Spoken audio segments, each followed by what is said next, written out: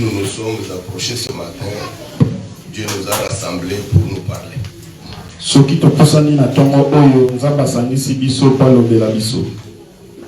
Normalement, nous n'avons pas besoin d'écouter un homme.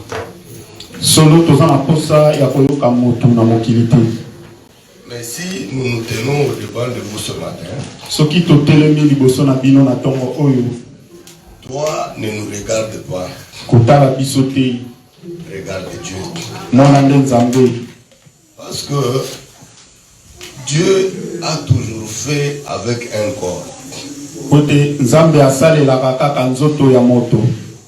Depuis le commencement,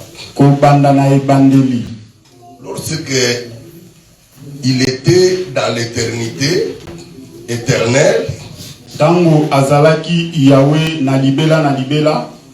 là-bas dans l'éternité, Dieu ne pouvait pas faire quelque chose, il ne pouvait pas créer.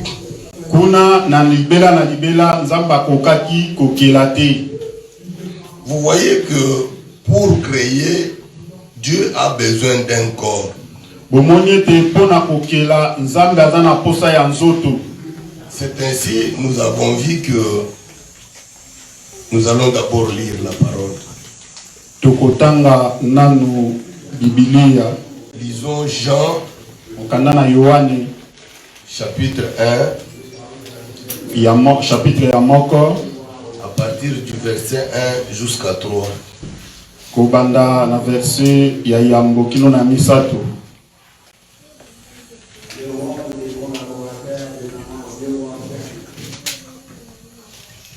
Nous prenons le livre de Jean, chapitre 1er, du 1er jusqu'au 3e verset. Nous lisons au nom du Seigneur. Amen. Au commencement était la parole, et la parole était avec Dieu, et la parole était Dieu. Elle était au commencement avec Dieu.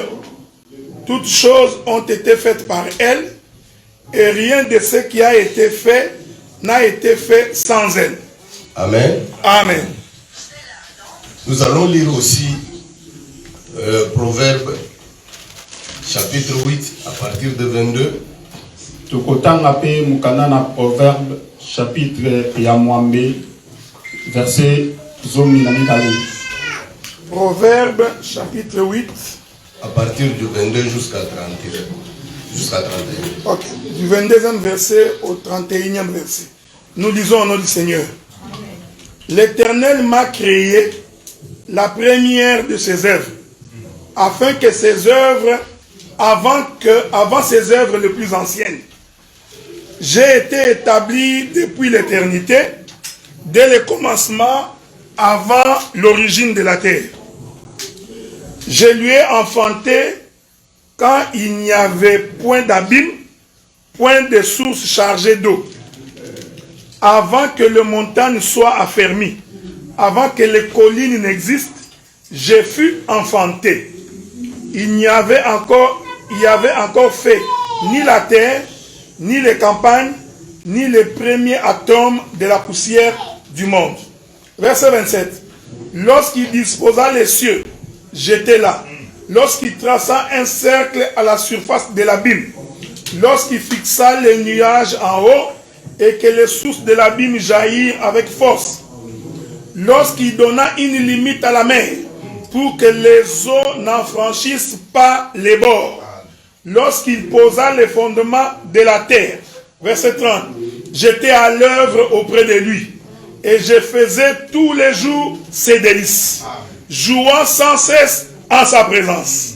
Verset 31. Vous pouvez vous limiter là, docteur. Que Dieu vous bénisse. Que Dieu vous bénisse. Hein? Amen.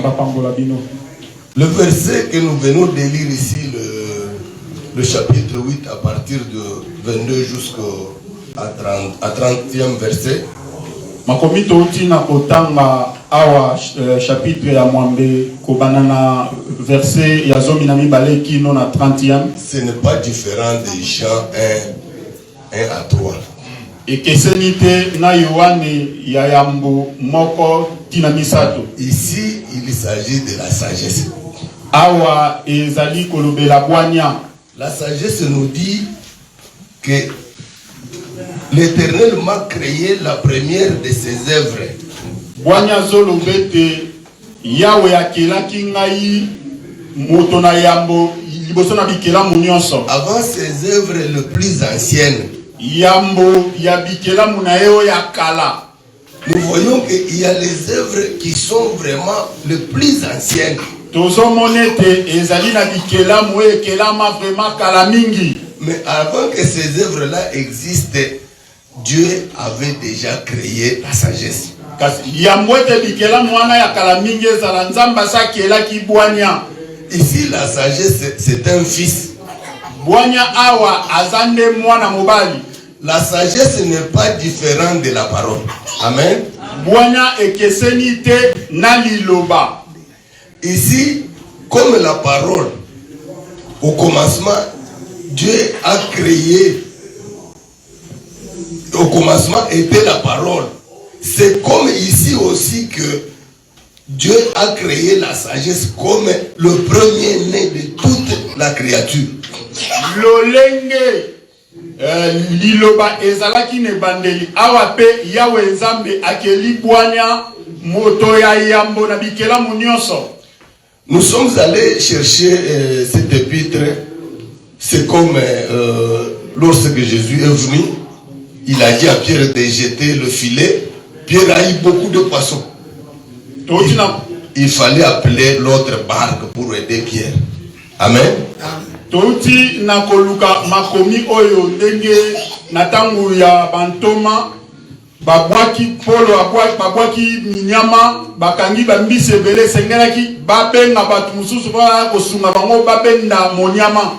Donc ce verset de Proverbe ici vient aider le verset de Jean 1. Mukanda na proverbe oyo azanende kwaye kocha Jean 1 maboko. C'est l'autre pirogue que nous appelons, venez nous aider. Afin que le peuple soit édifié. Nous avons vu que lorsque l'Éternel a pensé, c'est un fils qu'il a conçu. Ezalinde mwana oyo akota abimisaki na akomisaki ezemi. Lorsqu'il a pensé, à un moment donné, il a fait sortir ce qu'il a pensé et ce qui était dans sa pensée s'est manifesté. Tangu ya kanisi, tangu moko boye ayeko bimisa oyo ezalaki na makanisi na ye emonisami. Lorsque ce qui était dans sa pensée est manifesté, c'est ça la parole.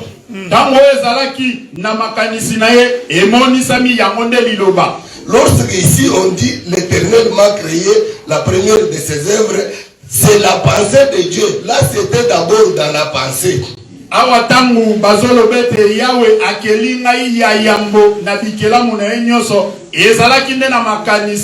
Si vous suivez bien, après il va dire, je fus enfanté quand il n'y avait point d'abîme. Plein de sources chargées d'eau. Soki bolandi malamu awazoloba nakelamaki nabotamaki tangu nanu ba ebandeli ya mai ezalaki te pe ba bitando ezalaki te. C'est-à-dire il y a d'abord la création. Pona kotalisete yambo ezali nanu kokela. Quand Dieu a créé d'abord la sagesse n'était pas manifestée. Tangu yawa kelaki bwanya emoni samaki na nute. Mais lorsqu'on enfante un enfant, l'enfant est manifeste. Tangu baboti mwana wana monani déjà na miso na on peut le voir. Bakoki komona ye. C'est comme une maman qui a eu la semence, mais nous ne voyons pas la semence qui est en elle. À un moment donné, lorsqu'elle va mettre au monde, nous verrons l'enfant. Nous pouvons transporter maintenant le bébé. Lolenge mama akumbizemi metomona kana mwana temeta makobota tomoni mwana tokoki pe komemaye. Ici on va aussi voir que Dieu va établir aussi la sagesse. Tokomona ete Yahweh aebi na ko talisa pe bwanya. J'ai été établi depuis l'éternité, dès le commencement, avant l'origine de la terre.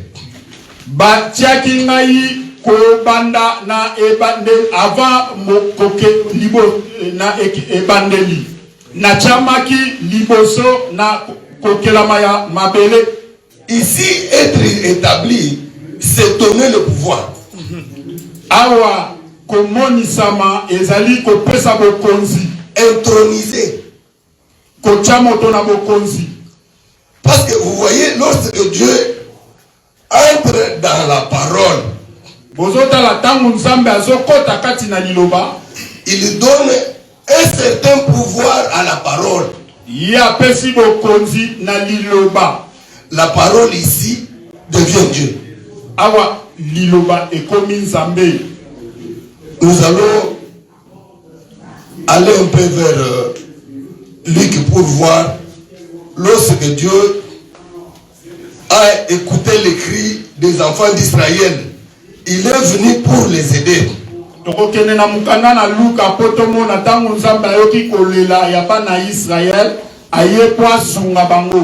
Nous allons voir comment est-ce que Moïse a fait pour délivrer Israël. Vous voyez Moïse qui vient. Il trouve les deux enfants d'Israël en train de se quereller.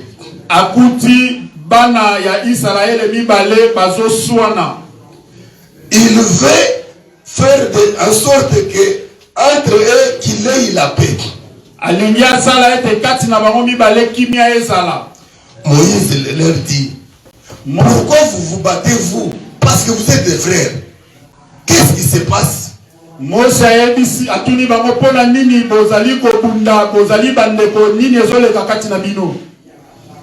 L'autre, l'un qui maltraitait son frère, il dit, qui t'a établi chef et juge entre nous?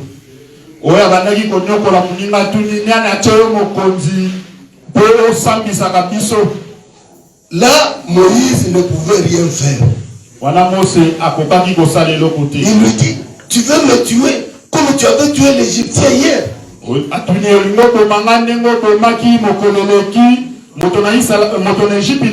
Parce que lorsque Moïse était dans la maison de Pharaon, lorsqu'il a grandi, il est descendu pour voir ses frères.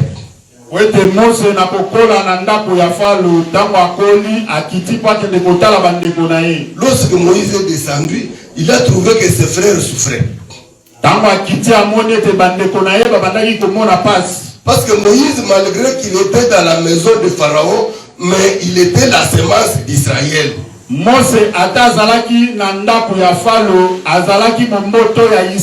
Lorsqu'il a vu ses frères en train de souffrir, ça lui a fait mal. Et Moïse va voir un Égyptien qui était en train de maltraiter un Israélite, son frère.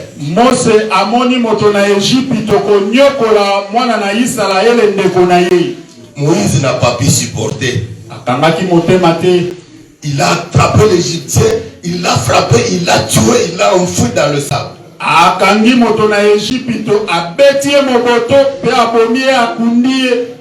Moïse ne pouvait pas rester calme tant que son frère souffrait.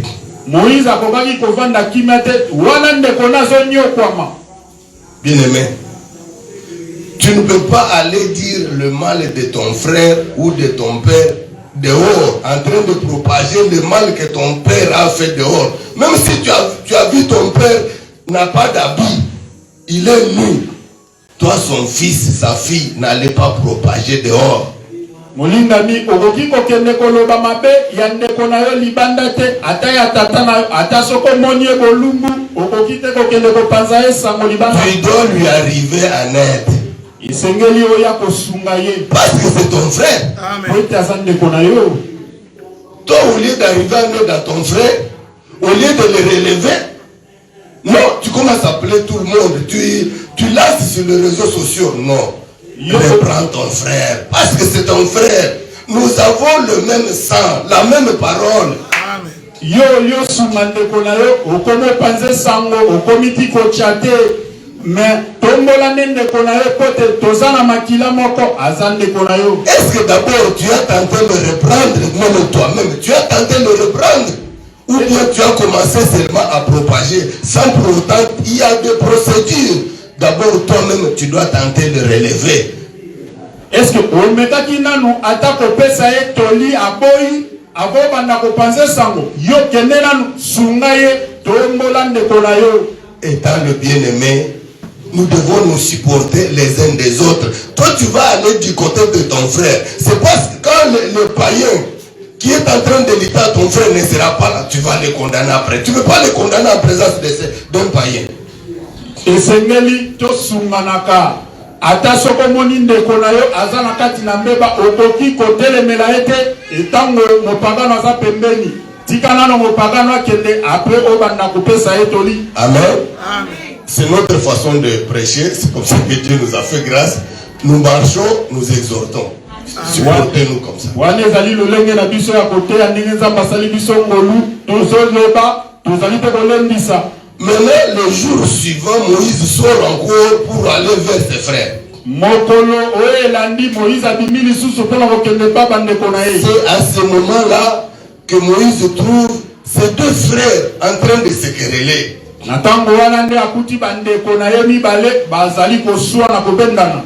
Moïse va chercher à donner la paix. Mais celui qui maltraitait son frère, il a dit: qui peut établir juge et chef sur nous? Tu vas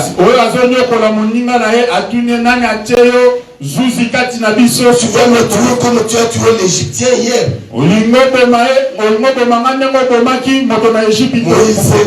Moïse s'est dit certainement, l'histoire est connue de Pharaon. C'est comme ça qu'il a fui, il est allé dans le pays des Mandja.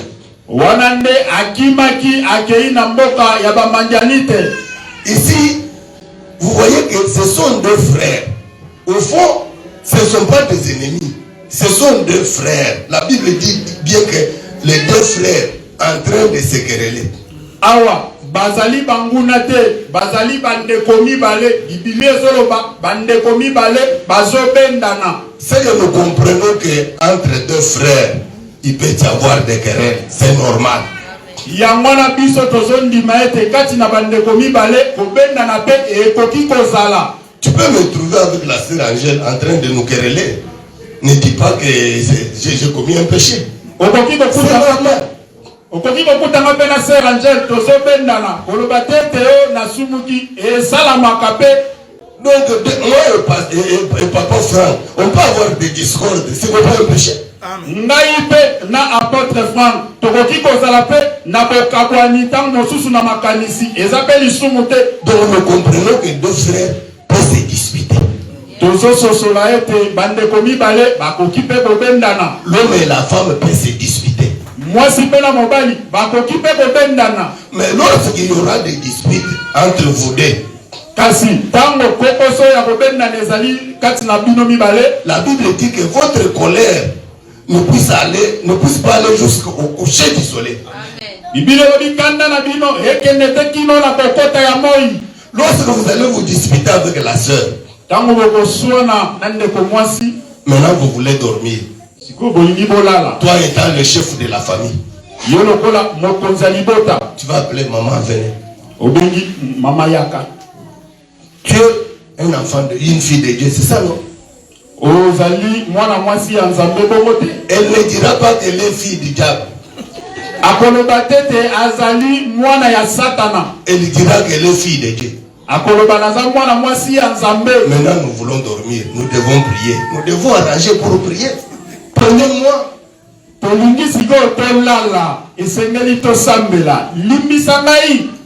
Elle étant fille de Dieu, la sœur, tu es obligé de pardonner parce que maintenant nous voulons prier.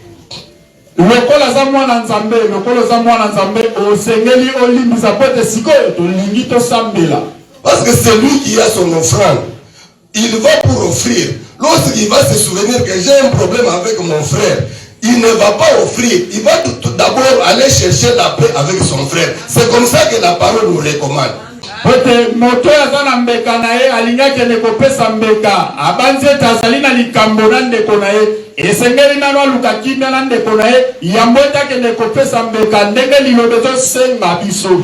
Alors la sœur étant la fille de Dieu,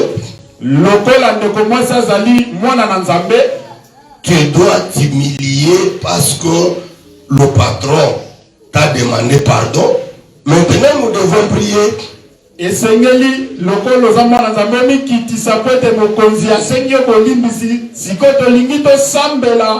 Bible ne dit pas que si tu veux offrir et que tu te rends compte que ton frère a un problème avec toi, comme toi tu as un problème avec ton frère, non, c'est ton problème, c'est ton frère qui a un problème avec toi. Toi, tu es clean, tu n'as pas de problème. Parce que souvent nous disons que moi je n'ai rien fait. D'accord, tu n'as rien fait. C'est ton frère qui a fait quelque chose. Mais toi qui n'as rien fait, tu dois t'humilier, tu vas aller le chercher avant d'offrir. Amen. Awa Biblia yebisi biso te yo ndoza na likambo na ndeko na yo te. Ndeko na yo ndaza na likambo na yo. Yo za na yo peto. Me ata bongo ya mopesa mbeka kende ndeko senga ndeko na ye boy bolimbisi boy yo kana. C'est toi qui as raison là, qui va chercher ton frère qui a tort pour lui demander pardon. Parce que la Bible dit, cherchez la paix avec tous, avec la sanctification sans laquelle personne ne verra le Seigneur. Yo motoza peto yo ne moto kende ko luka ndeko lo sende bolimbisi pote Bible zo ba boluka kimia na batu nyonso pe ko bulisama pamba te bokomona nzambe te. En t'humiliant comme ça, Dieu est en train de voir la disposition de ton cœur. J'ai raison, je m'humilie. Toi ma soeur, toi mon frère, ne vois pas que il est toujours faible. Je lui fais comme ça, je sais qu'il viendra me demander pardon. Non. Nakomi kitisa tango zomi kitisa boye. Yende moto oyo ozali moto ozana mbeta te okeyeba moningo mikitisi. Yo sikoyo sir komona tete soki ndeko mobala mikitisa kabongo ayaka kaka kosenga nga bolimbisi omi matisa. Moi ce que j'ai fait ma part. J'ai cherché la paix avec la parole de Dieu. Amen. Oyo nga nasali nde yangambo na ngayo basengi nga nasala na lukinde kimia na liloba na nzambe. Toi aussi mon frère, ma soeur, tu es aussi obligé de chercher la paix avec tous. Yo pe ndeko mwasi ndeko mobali yo pe sengeli oluka kimia na bato nyonso. Tu ne peux pas dire que tu n'as pas de problème au moment où tu es en train d'énerver l'écriture. Lorsque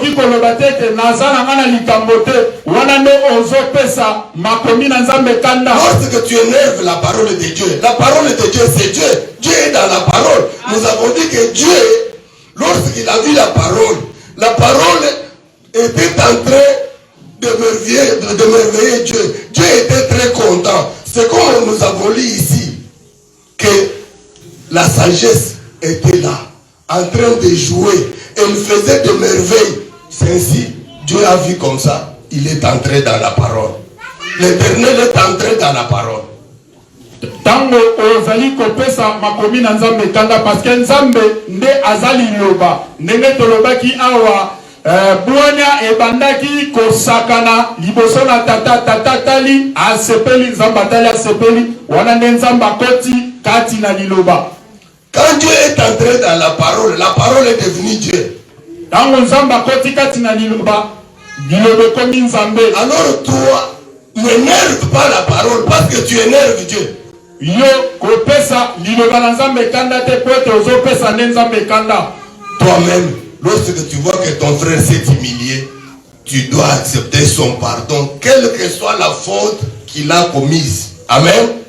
Tango moni ndekono ami kitisi ata soka salaki mabe ndenge nini esengeli olimbisa ye. Ici nous voulons seulement voir que les deux frères peuvent se quereller. La soeur et le frère dans la maison, ils peuvent y avoir des petits querelles. Dans la chair comme ça, c'est normal. On arrange et on avance. Amen. Awa tolingi koloba kaka bande komi bale pe bakoki kobenda na mwasi na mobali pe na ndaku bakoki pe kobenda na mais awa esengeli to limbisa pe to ko banzela. Toi qui as vu comment je me suis querellé avec mon épouse. Yo moto mona ki ndenge na swali na mwasi na nga. N'allez pas propager partout. Lorsque tu es en train de répandre une mauvaise nouvelle contre ton frère, contre ta soeur, tu es en train de pécher.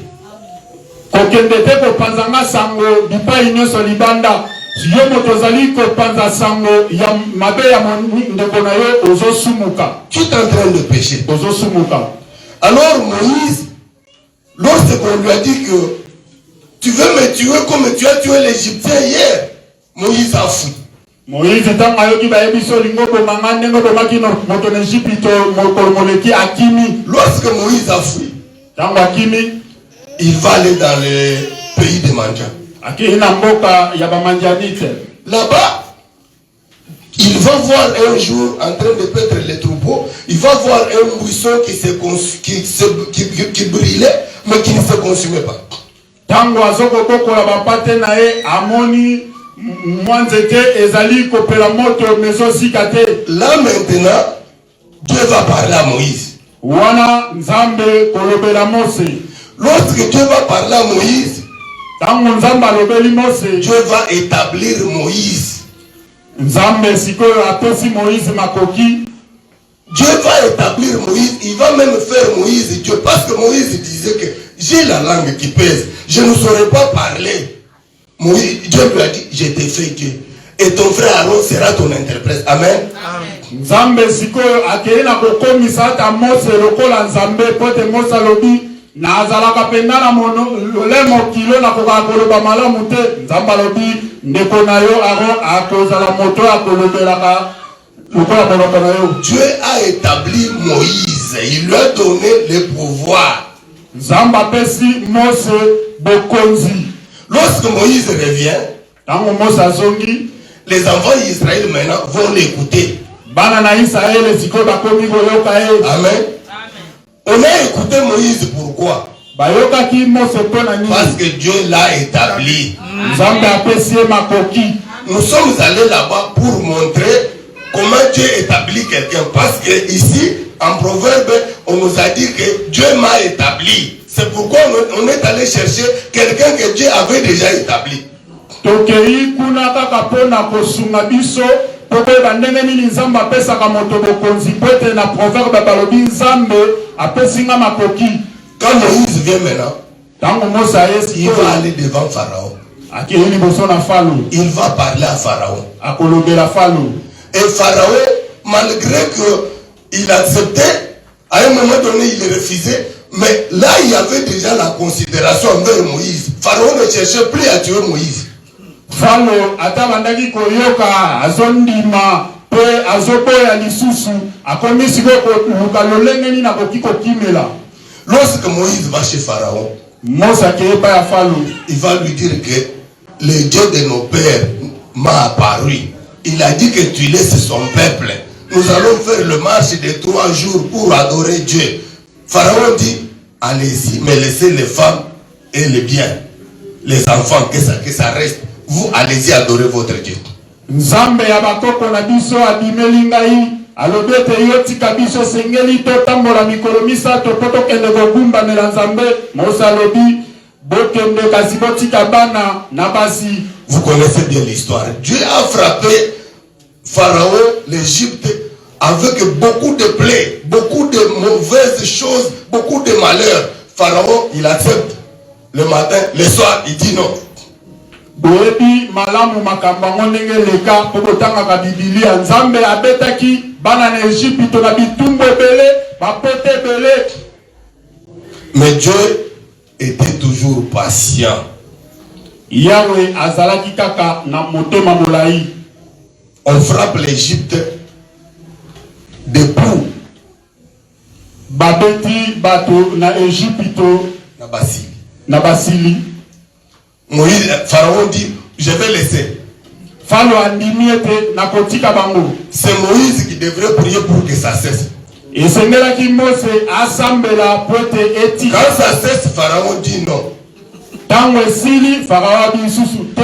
Mais bien aimé, Dieu était puissant pour que, en un instant, qu'il fasse sortir l'Égypte. Nzambe azalaki vraiment na makoki ebele na nguya ebele pote babima na Égypte. Il ne l'a pas fait. Asalaki yango te. Il devrait aller étape par étape. Et sengelaki akende malembe malembe. Dieu était toujours patient. Nzambe azalaki na motema molai. Nous devons aussi être patients. Si c'était toi, tu allais directement exterminer les Égyptiens. Mais Dieu était patient. Dieu était patient. Nous continuons avec le proverbe.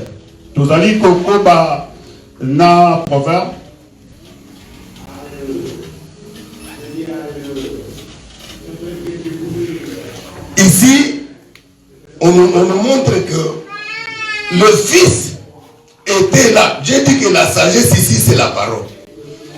La parole était là, donc le Fils était là avant même qu'on puisse former le premier atome de la terre.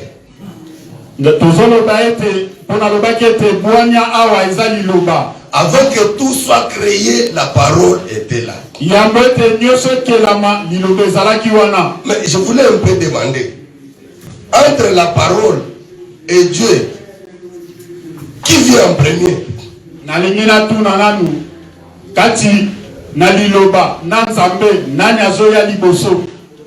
Entre la parole et Dieu, qui vient en premier? S'il y a quelqu'un qui nous a suivi et qui a compris au moins les deux séances précédentes.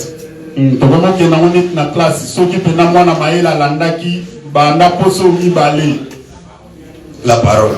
Dieu vous bénisse. Dieu vous bénisse, ma soeur. C'est la parole qui vient en premier. Parce que lorsque l'Éternel a pensé, il a enfanté la parole.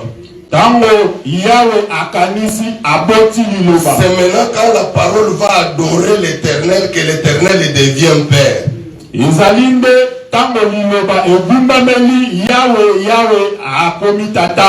Maintenant, quand l'Éternel a enfanté la parole, l'Éternel devient Père. Maintenant, quand la parole va l'adorer, c'est à ce moment-là que l'Éternel devient Dieu. La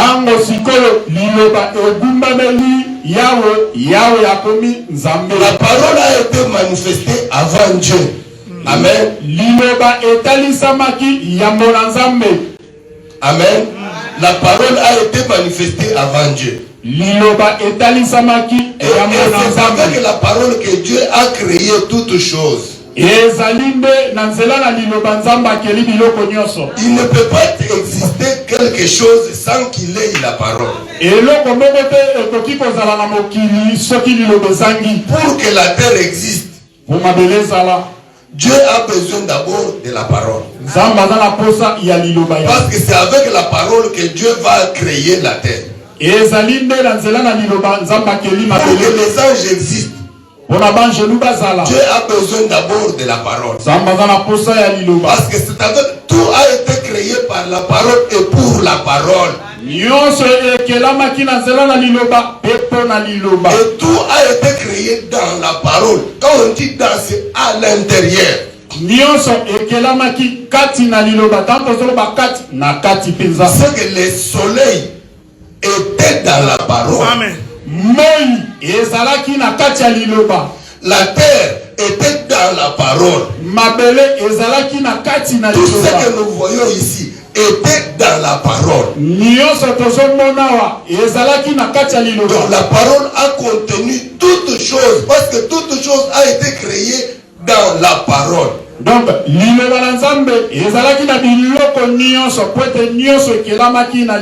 Amen. Nous voyons Jésus qui va dans une rivière, c'est un lac. Il trouve deux personnes. Il trouve deux pirogues plutôt.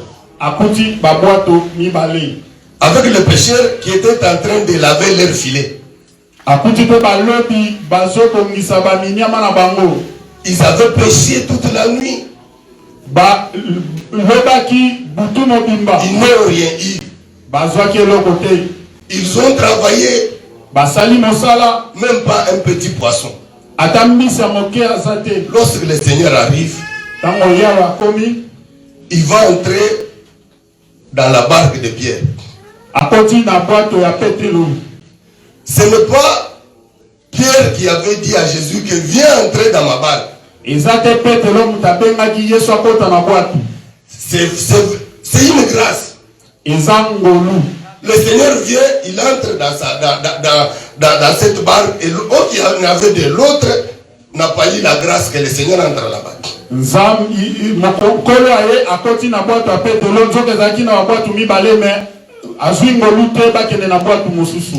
Il entre dans une barque. Bien aimé, la barque qui a travaillé toute la nuit, la barque n'a rien eu. Mais la barque trouve la grâce que le Seigneur entre dedans.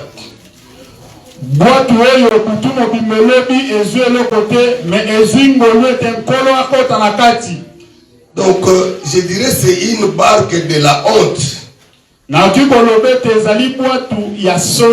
Une barque, au fond, à son intérieur déçu.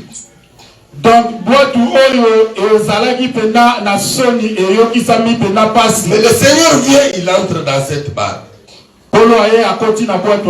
Lorsque le Seigneur vient, le Seigneur savait bien le besoin de Pierre.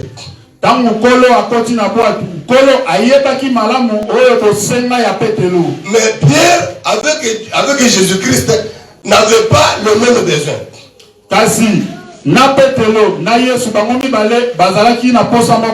Ils avaient deux besoins différents. Jésus-Christ n'était pas venu chercher le poisson, non. Mais Pierre, lui, il a quitté chez lui le soir pour venir chercher le poisson. Il a travaillé toute la nuit.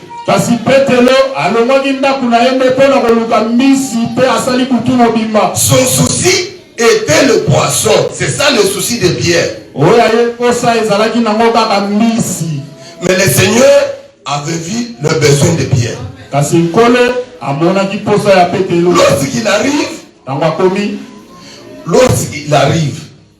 Lorsque Jésus-Christ arrive, au lieu seulement de résoudre le problème de Pierre, qu'est-ce qui est difficile? L'autre, depuis la nuit, il a travaillé. Toi, tu viens. Au lieu seulement de lui donner des poissons, toi, tu vas entrer dans la barque. Et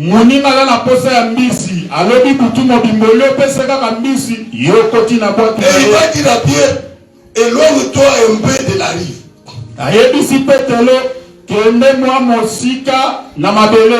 Il commence à prêcher. Toi, tu ne vois pas que Pierre est fatigué. C'est lui le créateur. Il voit toutes choses. Il n'avait pas dit que Pierre est fatigué, vraiment. Parce qu'effectivement, lorsqu'on travaille toute la nuit, et puis le travail sur des autres, tu es là toute la nuit, où tu ne dors pas. Tu es fatigué. Le Seigneur voit bien que Pierre est fatigué. Il va le faire travailler encore. C'était toi. Tu allais lui dire que tu ne vois pas que je suis fatigué. Or que lui voit bien que tu es fatigué. Il va.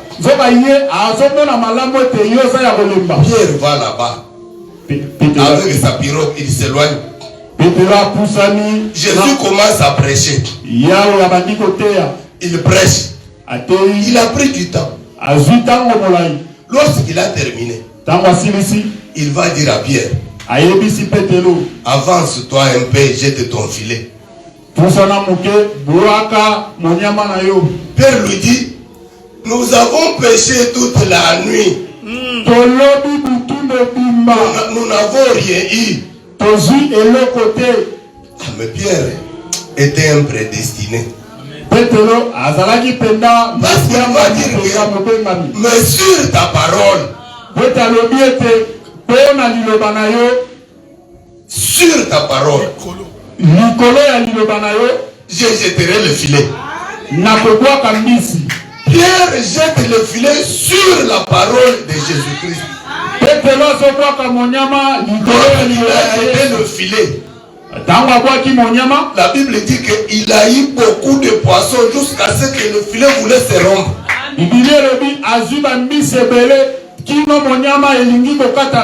C'est ainsi il va faire signe à l'autre barque pour venir les aider. Et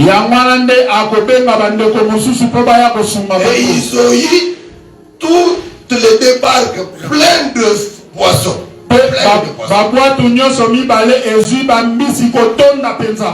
Lorsque le Seigneur vient dans la vie de Pierre, il ne lui donne pas le poisson. Il commence avec la parole. Bien aimé, c'est la parole qui était au commencement. Il doit commencer d'abord. Parce que la parole vient en premier. Dieu a sa façon de faire des choses. La Bible dit ceci. Sur la terre, il n'y a pas quelque chose de nouveau. Ce qui est a déjà été. Ce qui sera a déjà été. Dieu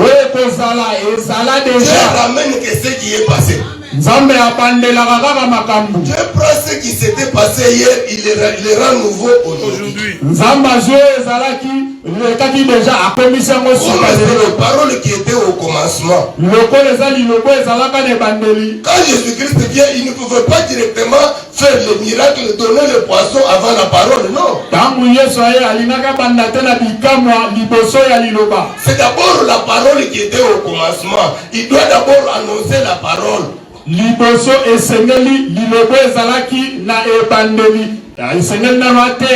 Toi, tu ne vas pas seulement dire que mon problème a traîné. D'abord, est-ce que tu as déjà cru à la parole?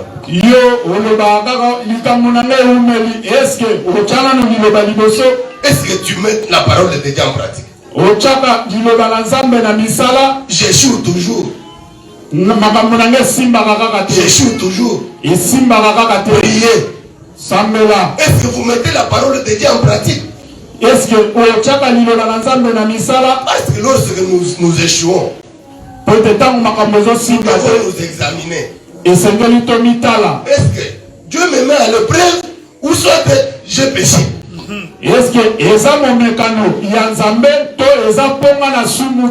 Mais je te dis, mon bien-aimé,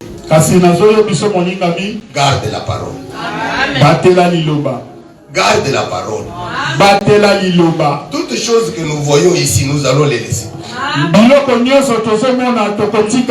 Mais la parole ne t'abandonnera pas. Garde toujours. C'est ça ce qui est beaucoup plus important dans notre vie, c'est la parole. Lorsque tu vas tout perdre, tu as la semence de Dieu. Comme tu as la parole qui était au commencement, amen. La parole te donnera encore beaucoup de choses. Job avait tout perdu. Mais lorsque sa femme lui dit, pourquoi tu es en train de traîner? Maudit seulement l'Éternel et puis tu meurs.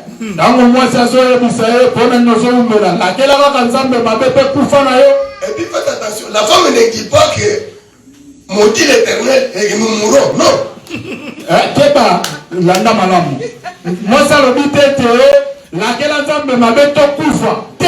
C'est toi qui as péché qui va mourir. La femme aussi connaissait la parole. L'homme qui pêche, c'est celle qui mourra. C'est toi qui as maudit l'Éternel. C'est toi qui va mourir, c'est pas moi. Mais Job a gardé toujours la semence. Comme il a gardé la semence jusqu'à la fin, le Seigneur l'a restauré. Quelle que soit la difficulté, bien-aimé, quel que soit là où tu peux te retrouver, garde la semence.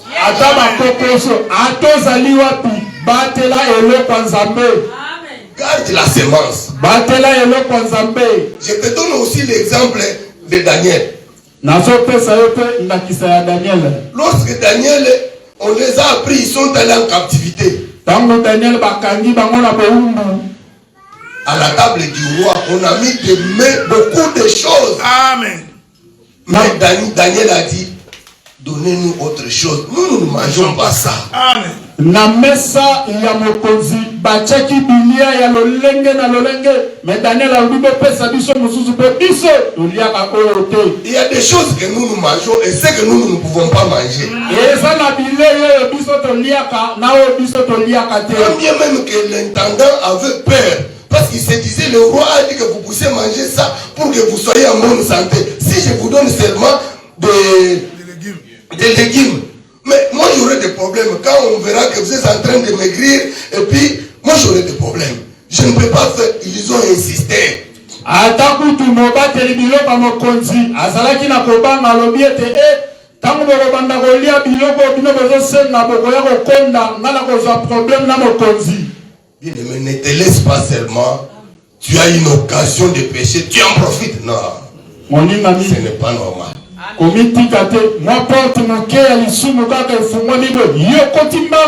Toi, tu as eu l'occasion de voyager avec ta soeur et le croyait que tu étais son frère. Vous avez fait un voyage de 3-4 jours ou une semaine. Tu commences à l'éviter qu'elle vienne. Non, au lieu de payer 2 chambres, on peut payer une chambre. C'est pas un problème. Et ceci, et tu vas en profiter. Yo sali mobembo nande ko mwasi baebete azande ndeko na yo ya ekelesia yo bozosala mobembo olebo vanda moto na chambre loko bo profiter te poto batela mbongo tola la chambre moto. Et tu vas dire que c'est une passe à l'or, tu te glorifies. Yo le bete ezaka ya koleka ozobi kumisa. Tu vas aller en enfer. Okokembeli felo. Nous allons faire la conclusion que tu n'as pas la semence de Dieu. Celui qui a la semence de Dieu, même s'il a une telle occasion, comme Daniel avait eu cette occasion, il va refuser. Lorsque Daniel a mangé les herbes, Daniel, il était devenu gros, même sa figure brillait. Amen. Azali na momboto ya nzambe lokola Daniel aboya kitango aliendunda atelongi na ye ekomaki kitoko penza. Mais vous savez, lorsque Daniel a gardé la parole, il a gardé la semence. Quand on l'a mis dans le faux solio, qu'est-ce qui s'est passé? Tango Daniel abateli momboto na nzambe abateli eloko nzambe tango bache na libulu na bakosi eloko nini salemaki. Lorsque tu glorifies Dieu, Dieu va te glorifier.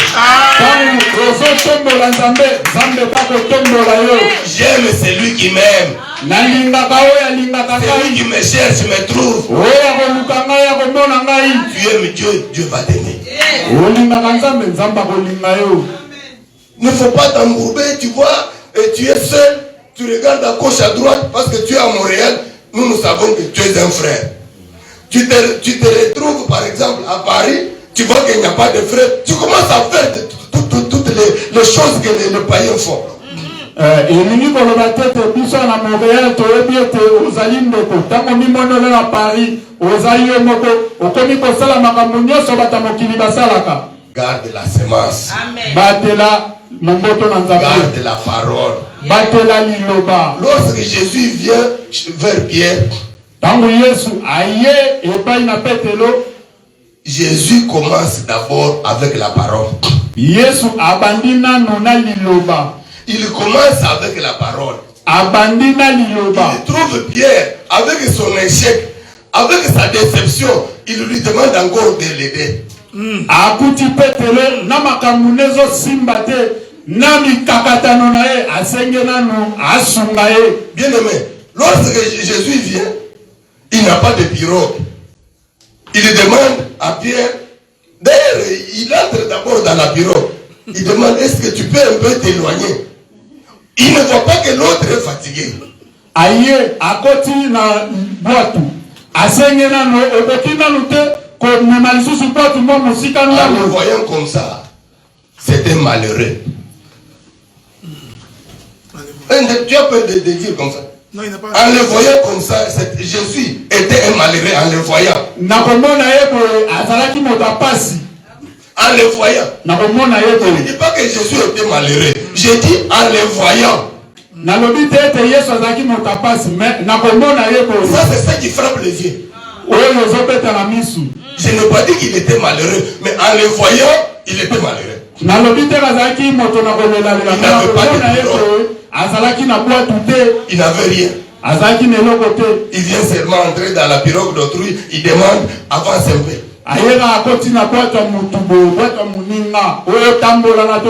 Toi, tu peux le voir qu'il n'a rien. C'est lui le créateur du ciel et de la terre. C'est lui le créateur du ciel et de la terre. Tu vois qu'il n'a rien. Un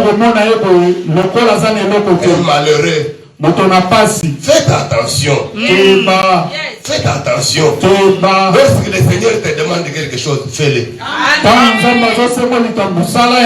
Ayons même l'habitude de mettre Dieu à l'épreuve. Même dans cette église, on peut voir que telle chose manque. On ne demande pas qu'on demande. Tu peux accoucher toi-même sans que les femmes sages viennent. Tu peux accoucher seul. Vous savez, dans la Bible, il y a deux veuves. Deux veuves. Il y a la veuve de Sarepta. Celle-là, lorsque Élie dit, j'ai besoin de manger. Elle dit non, il reste seulement une poignée de farine et un peu d'huile. Je vais préparer, nous mangeons avec mon fils et nous mourrons.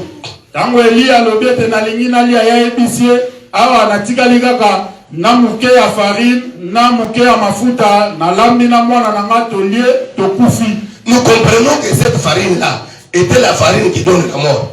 Ah, voilà. Mais lorsque Élie a insisté, il fallait qu'Élie insiste.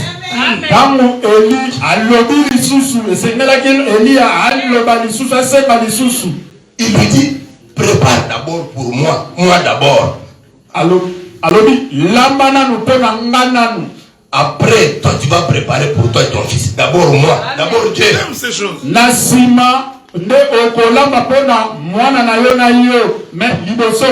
Parce qu'Élie représentait la parole. C'est Dieu qui l'avait envoyé là-bas. Parce que Dieu travaille toujours avec un corps. Élie représentait Dieu, la parole. Lorsque la femme a préparé d'abord pour Dieu, la farine n'a pas terminé, ni l'huile.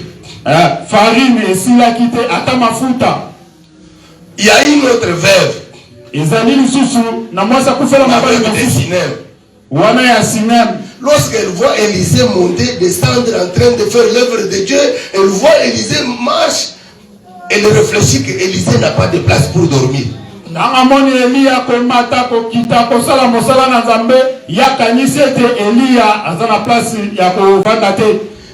Elle va dire à son mari, c'est Élisée. Voilà Élisée. La femme de la veuve de Sinem va dire à son mari, mais le serviteur de Dieu ici, on dirait qu'il n'a pas de place. Est-ce que nous ne pouvons pas construire une chambre au-dessus de notre chambre afin qu'il puisse venir se reposer ici, dormir là-bas, au-dessus de nous? Moi, je suis Sinem à Épissi, on va l'être. Tokoki,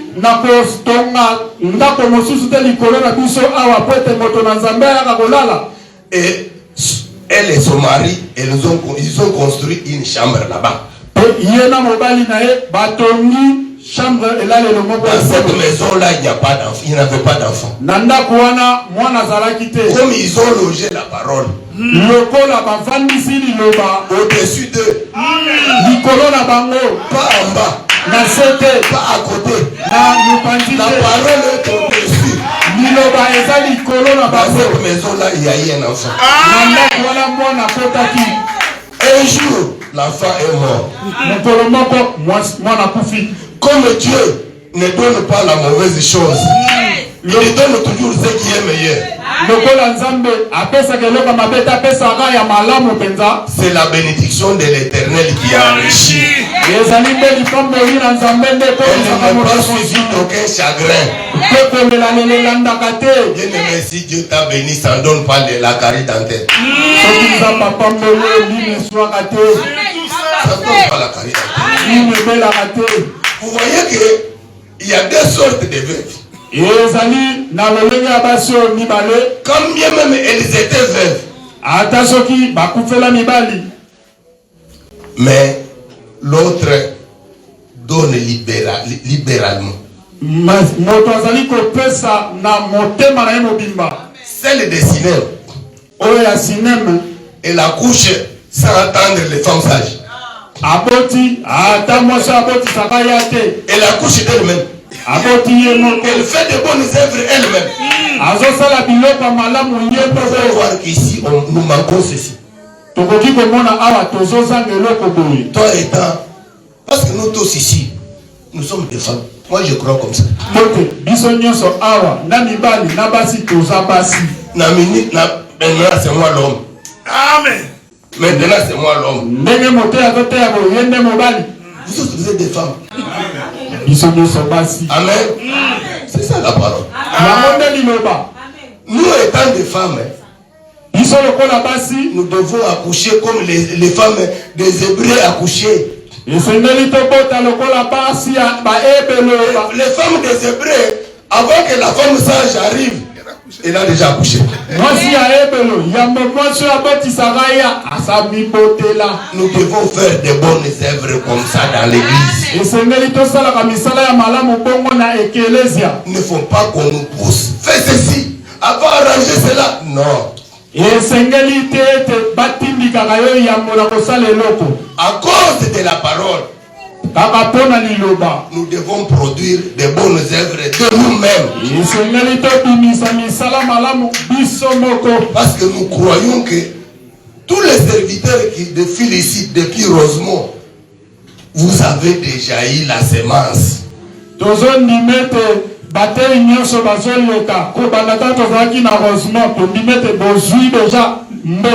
Mettez cela en pratique. Mettez cela en pratique. La Bible dit ceci. Celui qui connaît le bien et ne le fait pas commet un péché. Si toi tu connais le bien pour l'église, fais-le, bien-aimé. À cause de cette parole que tu as écoutée, que tu écoutes, est-ce que tu peux la mettre au-dessus de toi? Si tu la mets au-dessus de toi, invite ton voisin. Nous devons croître, bien-aimé. Dieu fait toujours avec un corps. Parce que pour que nous soyons sauvés, la parole là qui était au commencement, elle devient chère. Or que Dieu pouvait seulement dire que je vous ai pardonné, c'est tout. Parce qu'il est Dieu. Il a sa façon de faire. Toi ayant la parole de Dieu, ayant la semence, ne sois pas égoïste. Invite ton collègue du travail. Comme Dieu travaille avec un corps, tu ne veux pas que Dieu travaille avec ton corps? Dieu veut travailler avec ton corps. Nous ne te demandons pas d'aller prêcher pour que quand on te pose des questions, tu es bloqué. Non.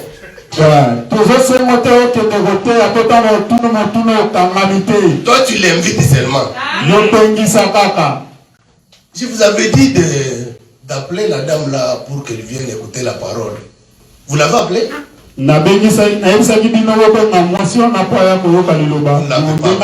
Vous n'avez pas voulu que Dieu utilise votre corps.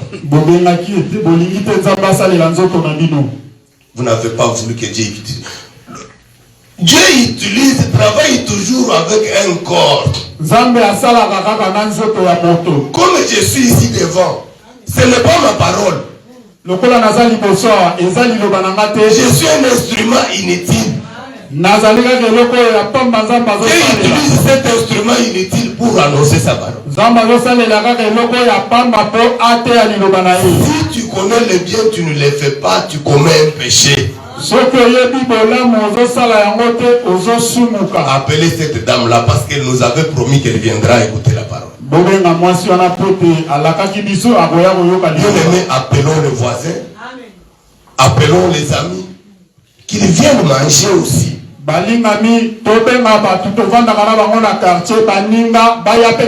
Les enfants d'Israël, lorsque l'agneau était grand pour cette famille-là, ils appelaient les voisins. L'agneau.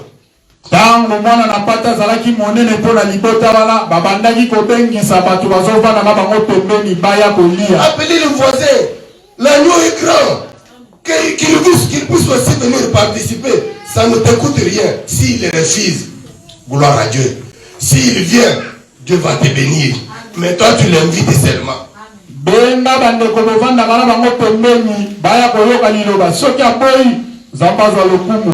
Au début, on disait que cette salle est petite.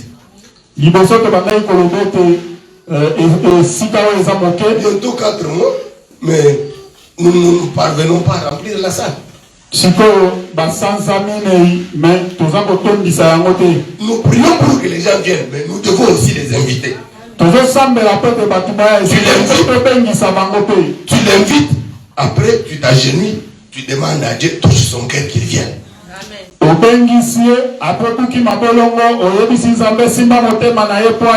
Dieu vous bénisse. Papa Bob, Dieu te bénisse. Oui, c'est moi qui l'ai invité. Moi j'ai invité quelqu'un. Il est là. Ça c'est le deuxième dimanche. Si nous travaillons, cette église deviendra grande. Bien aimé, travailler, ce n'est pas seulement prêcher. Faire la propriété dans l'église, c'est un travail. Vous me servirez, je vous bénirai. Appelez les gens qui viennent écouter la parole, c'est un travail. Mais ne désirons pas seulement que moi je veux seulement prêcher, non. Tu vas prêcher comment? Docteur Adelaar va te dire que ici les femmes ne prêchent pas.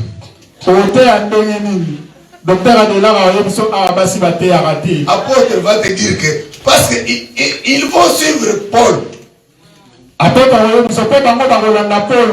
Nous tous nous allons suivre Paul. Nous sommes édifiés sur les enseignements des apôtres et des prophètes. Jésus-Christ est Pierre angulaire. Nous n'allons pas contredire l'apôtre Paul, non. Donc, toi, la soeur, pour travailler, appelle les gens.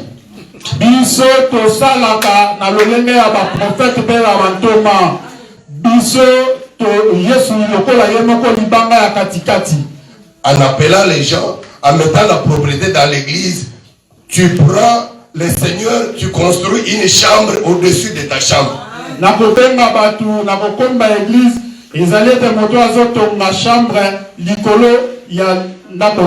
que Pierre puisse avoir les poissons, il fallait qu'il jette son filet selon la parole.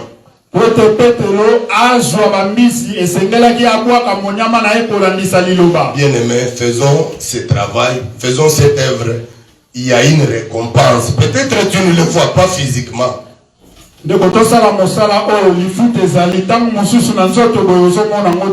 Mais moi je te dis que moi qui me tiens au devant de vous, si je suis en vie, c'est par la grâce de Dieu. J'allais mourir. Je dégageais déjà l'odeur d'un mort.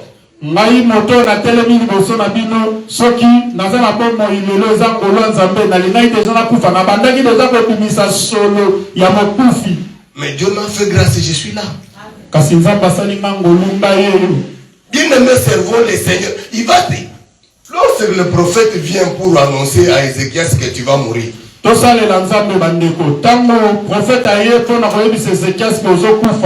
pourquoi Ézéchias, on lui a ajouté encore les jours. Il a tourné au mur, il a commencé à rappeler Dieu les bonnes œuvres qu'il avait faites. Même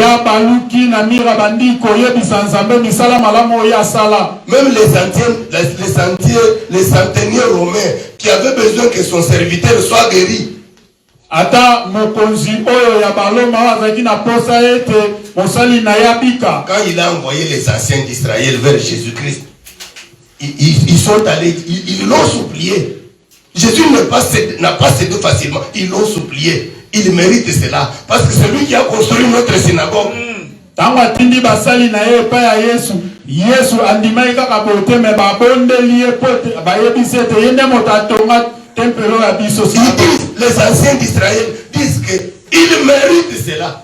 Parce que il a construit notre synagogue. Il mérite cela. Bien aimé, si tu fais le bien pour le Seigneur, tu vas mériter que le Seigneur te guérisse. Tu vas mériter que le Seigneur entre dans ton problème. Parce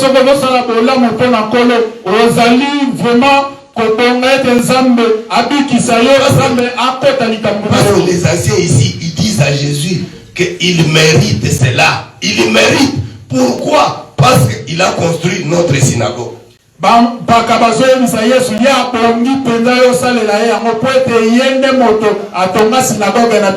Que Dieu vous bénisse. Nous avons terminé pour aujourd'hui.